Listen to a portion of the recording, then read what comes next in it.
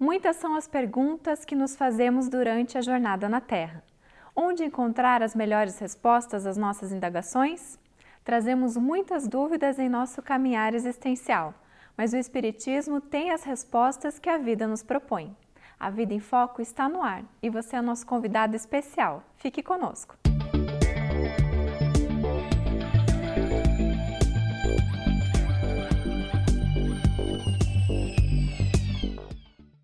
Sabemos que o alcoolismo é uma doença catalogada e reconhecida pelos mecanismos de saúde.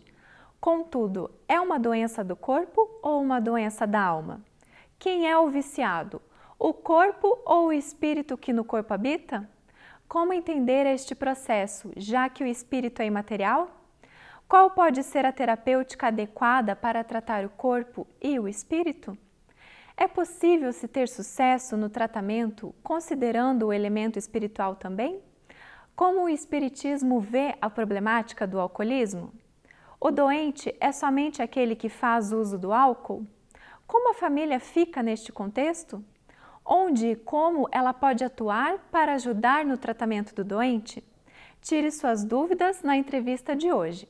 A Vida em Foco traz também curiosidades, crônica, o Espiritismo esclarece e, fechando o nosso encontro de hoje, mais reflexões sobre a doutrina espírita e os ensinamentos de Jesus. Você é o nosso convidado especial. Fique conosco. Confira agora a crônica da semana.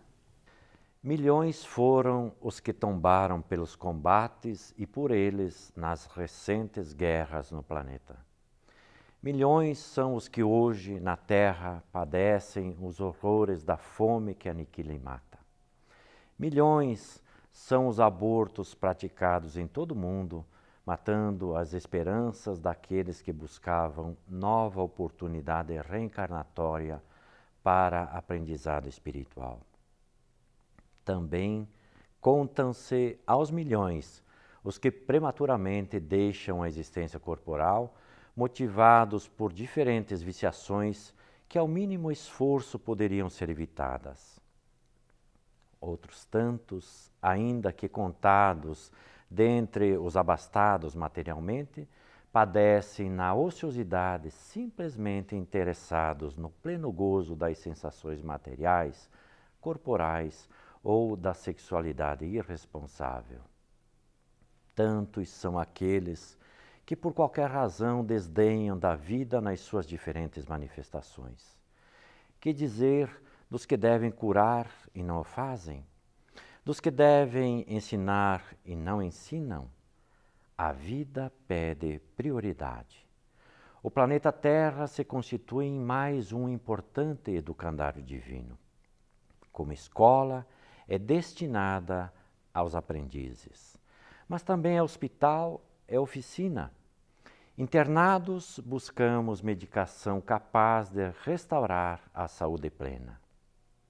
Na oficina, a reforma moral das estruturas velhas e viciosas. Assim, zelar pela vida é dever e, ao mesmo tempo, direito do espírito em rota de ascensão rumo à luz. Ergamos nossa voz em defesa da vida. Ofertemos nossas forças para preservá-la em todos os aspectos. Muitas vezes o silêncio é sinal de covardia moral, na qual ainda muitos espíritos encarnados se detêm. Quando Jesus assevera, eu vim para que tenham vida e vida em abundância, ele estabeleceu suas diretrizes de importância da vida, por isso a necessidade de preservá-la. A vida é um dom divino. Nenhum de nós temos o direito de dispô-la ao bel prazer, nem a nossa, nem a dos outros. Os crimes contra a vida são graves equívocos praticados que precisam reparação. Ainda que a bondade e misericórdia do Criador nos permitam as oportunidades em reparar os erros, mesmo assim, só atingiremos os objetivos na medida em que nos comprometermos em preservar a vida na excelência de sua apresentação. As oportunidades do corpo é a vida que se renova. Não desconsideremos esta máxima. Respeitemos, portanto, para nós também merecê-la. Confira agora o quadro de entrevista com o tema Uma visão espírita sobre a questão do alcoolismo.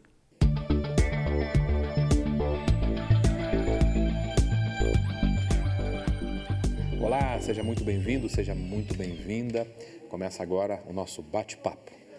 E hoje vamos tratar de um tema que é um tema problemático.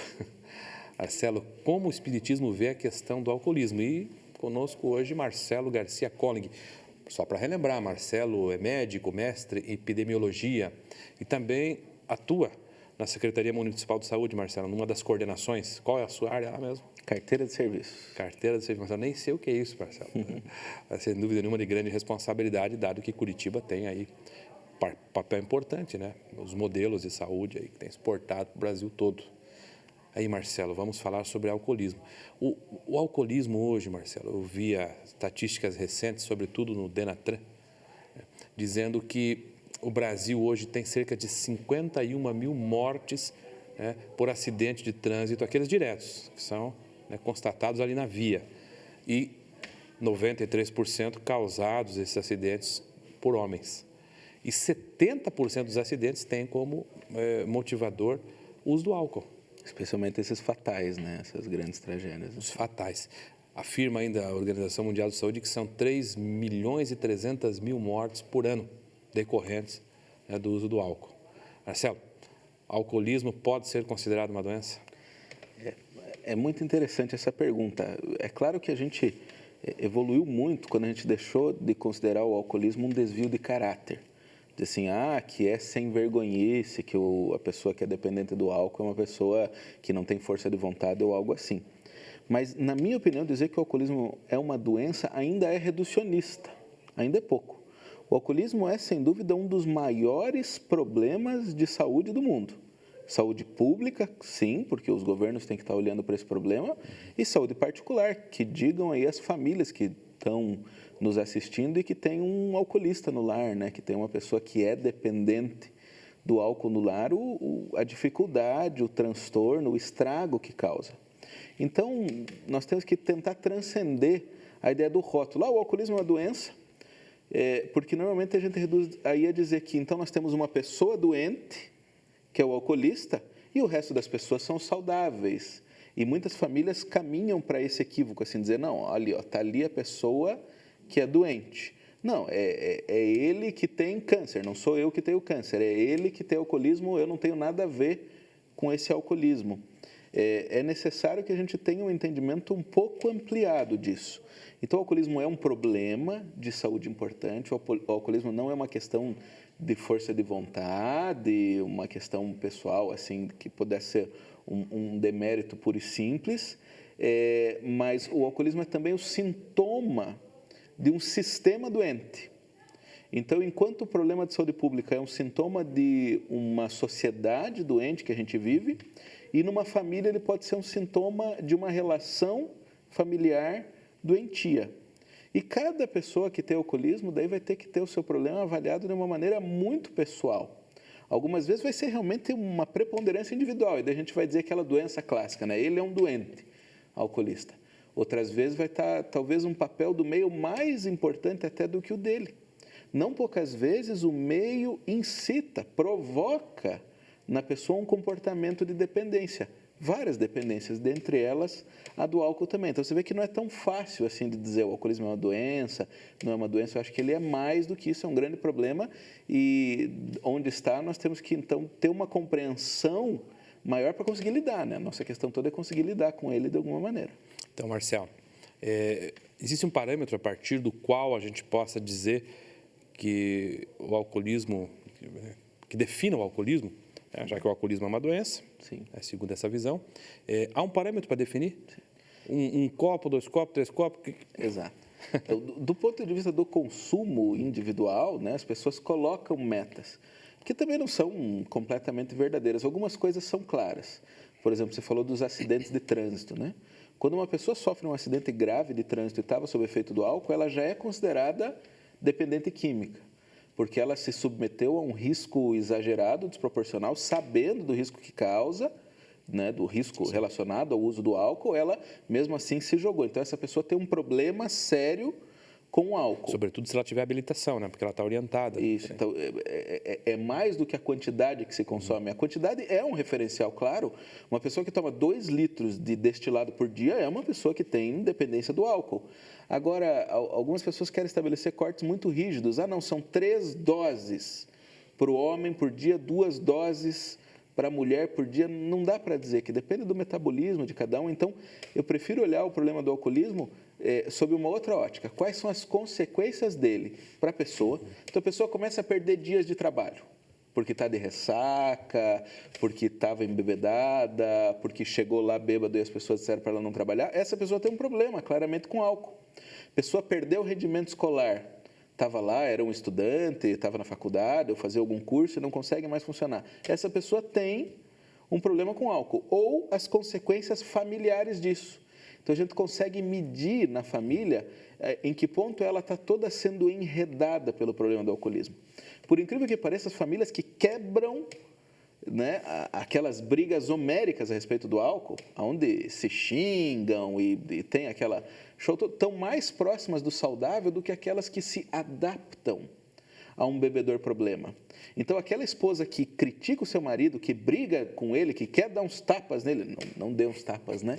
Mas que tem vontade de fazer essas coisas, ela está mais próxima do saudável do que aquela que liga para o chefe para dizer, olha, meu marido está meio doente, teve um problema na família, para cobrir a ressaca dele. Ou que deixa um dinheirinho ali embaixo do vaso, que ele sempre vai pegar para beber, ou abastece a geladeira com a bebida.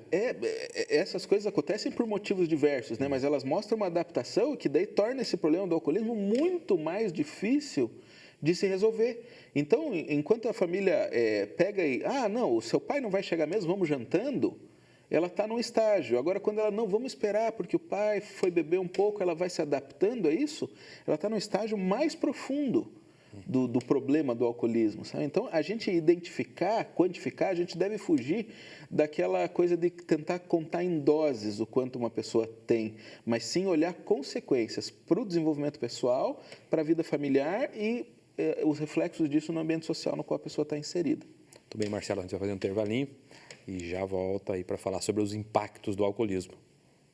Fique conosco. Aguarde um instante só. Vamos para um breve intervalo e logo voltaremos com a segunda parte da entrevista. Não saia daí!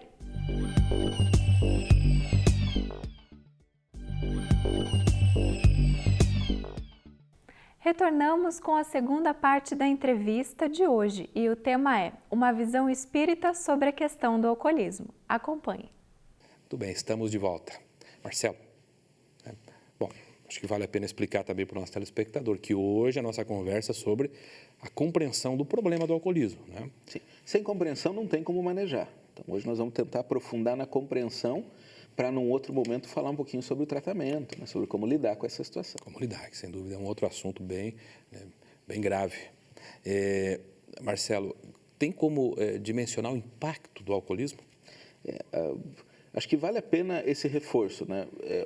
Você mesmo trazia no começo para nós os impactos diretos na saúde, né?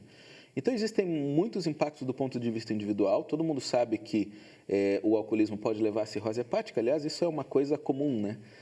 Frequentemente, as pessoas vêm dizer, doutor, posso ver como é que está meu fígado? Mas por quê? Porque a pessoa sabe, né, aquele dano direto que é causado ali. E hoje em dia tem um modismo, é um modismo mesmo, de se pedir muita ecografia do fígado para ver se tem infiltração gordurosa. E daí isso tem gerado aí problemas em casa. Como você tem gordura no fígado? Você anda bebendo e tal, está tentando me esconder as coisas e tudo mais. Mas a cirrose é sim um problema gigantesco de saúde, né? Compromete absolutamente a qualidade de vida da pessoa, mas não está longe de ser o único problema individual do alcoolismo, né? No próprio corpo, ela ainda vai estar relacionada ao surgimento de vários tipos de câncer. O álcool muda um pouco o nosso metabolismo e pode favorecer o surgimento de câncer. Gastrite é um problema frequente, problemas respiratórios, a obesidade. Normalmente, o alcoolismo, a não ser na fase muito final, quando a pessoa só bebe e não come mais nada, está relacionado ainda à obesidade, fora os transtornos de saúde mental.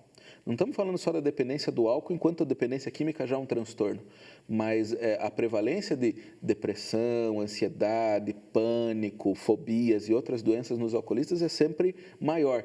A demência surge mais precocemente. Algumas pessoas dizem, está lá porque é conservado no álcool. destruído no álcool. O Conservado. álcool não conserva nada no nosso corpo, o álcool só destrói no nosso corpo. Então, tem todo esse impacto individual. Agora, quantas famílias destruídas pelo álcool? Quantas separações tem o álcool envolvido? Quantas crianças com problema de comportamento porque tem aquele pai ausente, aquela mãe com comportamentos exóticos e tudo mais, que ficam fixados nela e levam a formar aí um cidadão que depois vai ter todos os suas dificuldades de ajustamento. E mais, o quanto o alcoolismo pode influenciar lá nas crianças. Porque às vezes a gente esquece de medir esse impacto, né, do exemplo que o alcoolista está passando para os filhos, de que maneira ele pode estar estimulando determinados comportamentos no seu filho. A violência intradoméstica, a violência urbana que está relacionada ao alcoolismo, assassinatos, mortes, o trânsito que você tinha falado, e os nossos grandes problemas sociais, porque à medida que a gente investe muito do dinheiro em tentar combater alguns desses problemas, também falta para outras coisas. As pessoas dizem, né, o álcool é muito tributado. Então, o álcool acaba sendo uma fonte boa para o governo de arrecadação. Bobagem. Para cada dólar, né, porque os estudos que os americanos, os europeus fazem são talvez mais acurados nesse sentido, para cada dólar arrecadado com impostos, gasta-se 6. Com todos esses danos que a gente viu, não só os danos diretos à saúde, mas a previdência social... Validez, aposentadoria precoce, né? Incapacitação mesmo. Outras, então, é um dano. Esse dinheiro faz falta para outros benefícios que poderia a população estar recebendo e está tendo que gastar nesse sentido. Então, você vê que em todas as esferas, o alcoolismo é um agente da destruição, fora o fato de que ele pode ser porta de entrada para outros vícios mais rapidamente destrutivos, né? Como o uso das drogas ilícitas, a maconha, o crack, a cocaína e outros aí que podem vir como codependência no alcoolismo. Marcelo, como é que a gente pode compreender o alcoolismo do ponto de vista espiritual? Essa é uma questão interessante, né? Porque todas as doenças, elas têm um propósito na vida das pessoas, né? A gente vem com determinadas doenças para chegar a algum lugar. Algumas doenças é Deus puxando a nossa orelha de alguns excessos que a gente comete. E daí acaba encontrando aí algumas limitações na vida, como a gente mesmo já falou em algumas outras entrevistas até. Mas e o alcoolismo, onde é que entra nesse ponto, né? O que será que Deus poderia querer com essa história das dependências? Bom, as dependências dão profundos ensinamentos para o espírito. Às vezes a gente só vai se dar conta disso depois que desencarna. Das escolhas que a gente fez, né? Desencarna. Então, depois que a gente morre, nosso espírito continua vivo. E ele vai olhar para a sua vida, aquele que foi dependente químico a vida toda, e isso vai dar para ele reflexões diferentes daquela pessoa que morreu depois de um câncer, ou depois de um problema pulmonar, ou disso ou daquilo. Vai mostrar como ele se rendeu à matéria, em primeiro lugar. Então, ele está ali como uma prova mesmo. A pessoa que vem com essa tendência, essa estímulo, essa facilidade de desenvolver o alcoolismo, porque, bom, nós podemos falar um pouquinho sobre a origem do alcoolismo também, né? Não é uma coisa simplória assim. O alcoolismo está relacionado a fatores genéticos. Tem famílias que têm uma tendência a essa susceptibilidade a dependências de uma maneira geral e ao alcoolismo em particular. Então, você pega gêmeos dessa família, separa eles, cria em culturas diferentes, famílias diferentes, os dois vão ter uma tendência a desenvolver o alcoolismo quando encontrarem com álcool no caminho dele. Então, tem um componente genético, tem um componente ambiental. Sim, você também adota uma criança de outra carga genética, põe na família de um alcoolista, ela também vai ter aí esses estímulos e tem um índice maior de alcoolismo do que se não fosse para lá. Tem fatores sociais, essa coisa do status do álcool ser bacana, de ser cult, de você tomar um uísque e aquilo ser uma coisa cool, ser uma coisa, não, você ser descolado, isso, aquilo, e ser muito bem aceito. Quando a gente começar a olhar para as pessoas que bebem como a gente olha para as pessoas que fumam, assim, meu Deus, o que você está fazendo? Aquilo vai mudar um pouquinho também, né?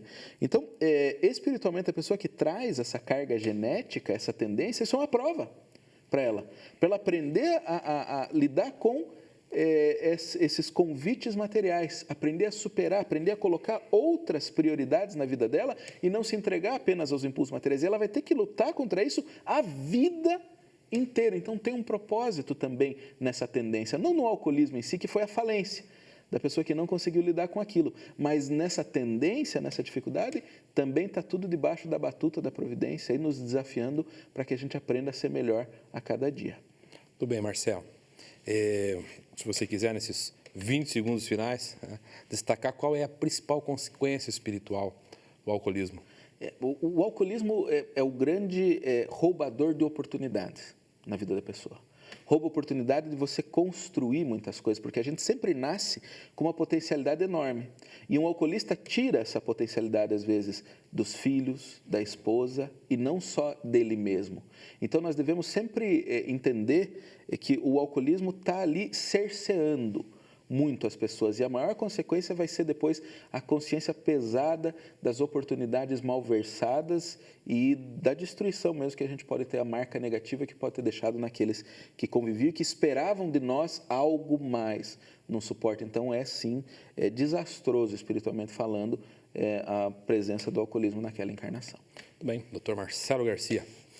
Muito obrigado pela sua presença mais uma vez conosco. Voltaremos para falar do tratamento da Vamos falar do tratamento, numa oportunidade breve. E você que nos acompanhou, fique conosco, que o programa ainda continua.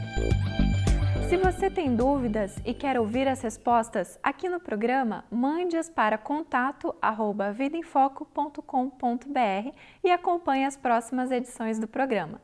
Fique agora com o quadro O Espiritismo Esclarece. Olá! Fábio Silva nos pergunta o seguinte: frequento um centro de umbanda, onde os caboclos e pretovelhos que se comunicam mediunicamente aconselham o estudo da doutrina espírita. Qual a relação entre umbanda e espiritismo? Fábio, o espiritismo é uma ciência, uma filosofia e uma religião. Seu aspecto religioso, contudo, difere do que tradicionalmente se concebe. Na religião espírita, não há sacerdócio organizado, não há uma hierarquia entre seus adeptos e nem ritos ou liturgia sacramental.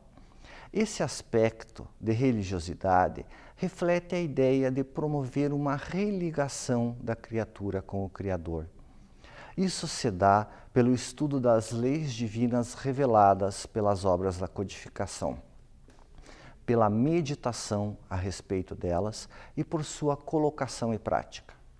Justamente por isso, o Espiritismo não entra em contenda com nenhuma religião.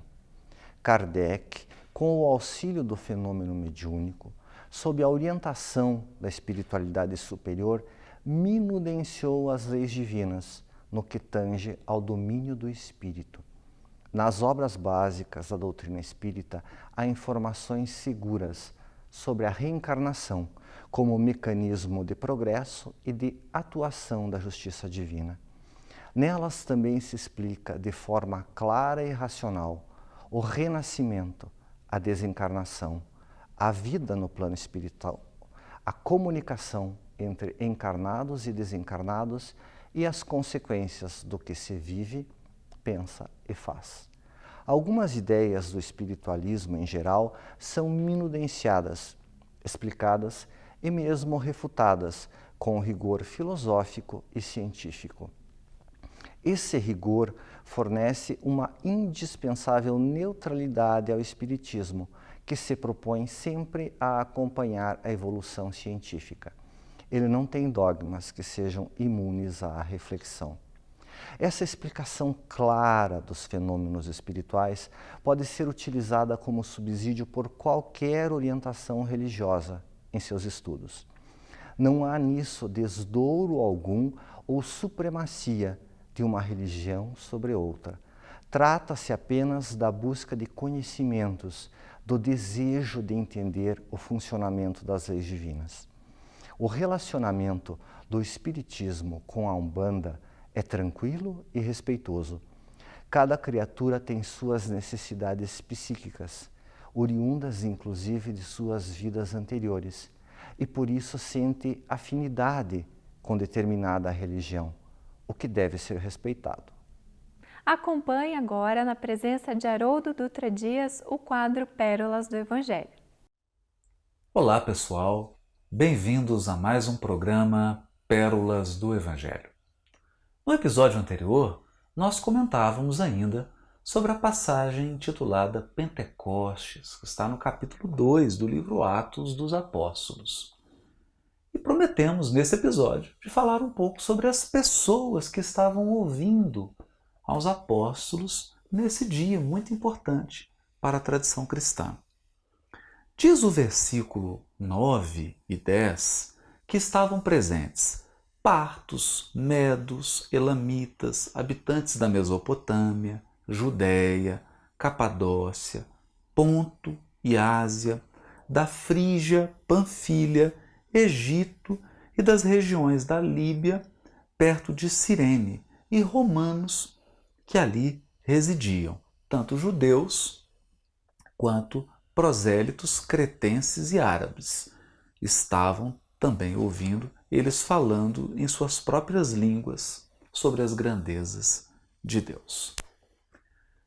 Se você faz uma leitura rápida das pessoas que estavam presentes em Pentecostes, pode parecer que o evangelista Lucas selecionou nomes ao acaso ou localidades ao acaso. Mas Bruce Metzger, um grande protestante e pesquisador bíblico, descobriu textos antigos que falavam sobre certos calendários astrológicos que dividiam o mundo conhecido em 12 regiões.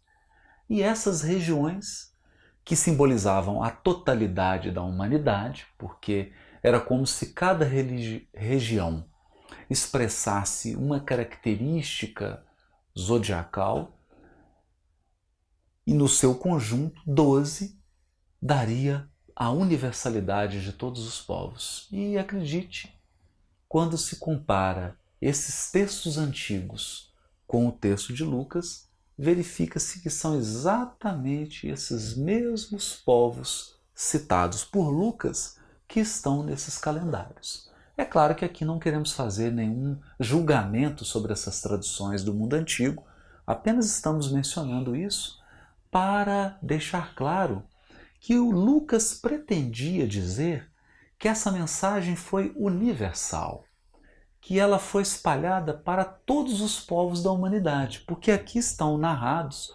12 povos padrões, 12 povos chaves. E é curioso que um capítulo antes, no primeiro capítulo, o Atos dos Apóstolos se inicia com a substituição do apóstolo Judas, porque só havia um apóstolo e eles precisavam escolher o 12º que iria substituir Judas. Assim que eles têm os 12, eles vão para a praça, acontece o Pentecoste e eles falam para 12 povos, simbolizando a humanidade inteira. Está aí um simbolismo interessante, próprio daquela cultura, daquela época, e quando a gente entende esse aspecto do texto, consegue penetrar na essência da mensagem de Jesus, que é uma mensagem universal, porque fala de amor, de perdão, de fraternidade e de caridade e se destina a todos os seres humanos. Obrigada pela sua companhia. Estamos chegando ao fim de mais uma edição. Recordando que você pode ajudar a produzir o nosso programa. Mande as suas sugestões ou dúvidas para contato@vidaemfoco.com.br. Curta e compartilhe a página no Facebook A Vida em Foco. Nosso desejo é de uma ótima semana e te aguardamos na próxima edição da Vida em Foco. Até lá!